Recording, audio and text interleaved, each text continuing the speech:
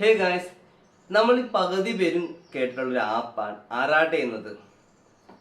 നമ്മളിപ്പോൾ യൂസ് ചെയ്യുന്ന ആപ്പ് എന്നത് അല്ലെങ്കിൽ വാട്സപ്പാണ്. US-ൻ്റെ ആപ്പാണ് വാട്സപ്പ് എന്നുള്ളത്. നമ്മൾ നിരന്തരമായി മെസ്സേജ് അയക്കുന്നത് അല്ലേ. എന്നാൽ ഇന്ത്യൻ നിർമ്മിത അല്ലെങ്കിൽ ഇന്ത്യൻ സെർവറായിട്ട് കണക്ട് ചെയ്ത ഒരു ആപ്പാണ് അറാട്ടെ എന്നത്.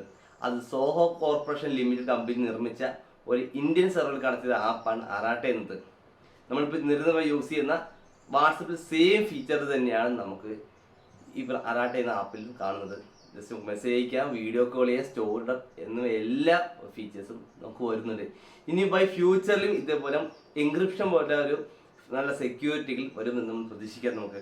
കാരണം നമ്മൾ ഇപ്പം നമുക്കറിയാം ഇന്ത്യ പാക് യുദ്ധം അല്ലെങ്കിൽ ഇന്ത്യൻ ചൈന യുദ്ധം എന്ന പോലെ തന്നെ ഒരിക്കൽ ചിലപ്പോൾ ഇന്ത്യയും അമേരിക്കയും തമ്മിൽ യുദ്ധം ഉണ്ടായേക്കാം.